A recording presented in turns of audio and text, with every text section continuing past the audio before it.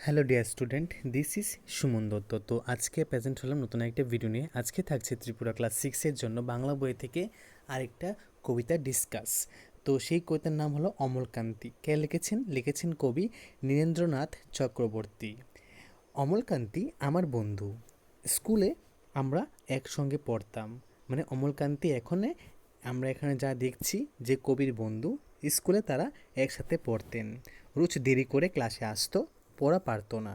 এখন কবি বলছেন যে অমলকান্তি রোজ দেরি করে আসতো, কিন্তু সে পড়া পারতো না।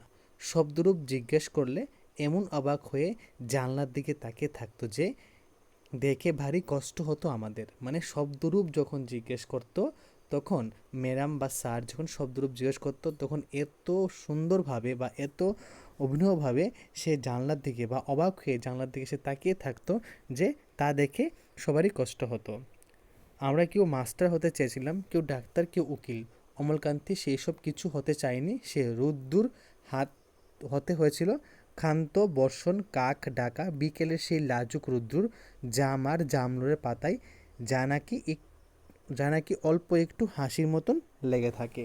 এখানে বলা হয়েছে যে আমরা সবাই, মানে এখানে কবি বলেছেন যে সবারই কিছু না কিছু আশা থাকে, যে ছোটো থেকে যখন বড় হবে তখন সে কেউ না কেউ কিছু হবে। তো এখানে কবি বলছেন যে কবিতারা যে ফ্রেন্ড সার্কেল ছিল তাদের মধ্যে কেউ মাস্টার হতে চেয়েছিল, কেউ ডাক্তার, কেউ বা উকিল।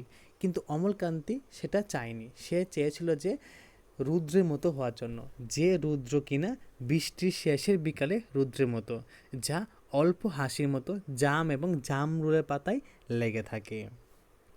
আমরা কেউ মাস্টার হয়েছি, কেউ ডাক্তার, কেউ উকিল,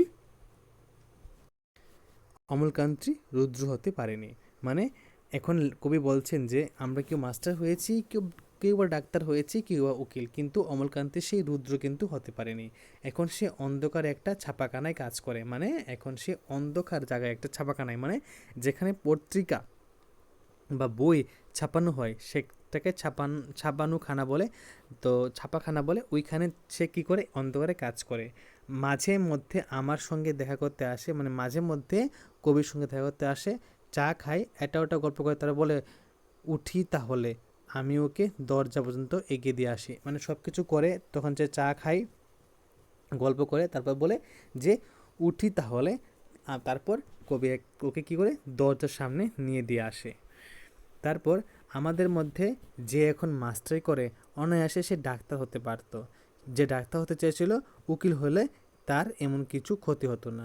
মানে আমাদের মধ্যে এখন যে মাস্টারি করতেছে, সে এখানে কবি বলছে সে ডাক্তার হতে পারতো, কিন্তু যে ডাক্তার হতে চেয়েছিল সে যদি উকিল হতো তাহলে কিন্তু কোনো ক্ষতি হতো না।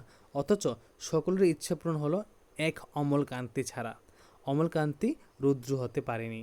সেই অমলকান্তি রুদ্র কথা ভাবতে ভাবতে ভাবতে ভাবতে যে একদিন রুদ্র হতে চেয়েছিল।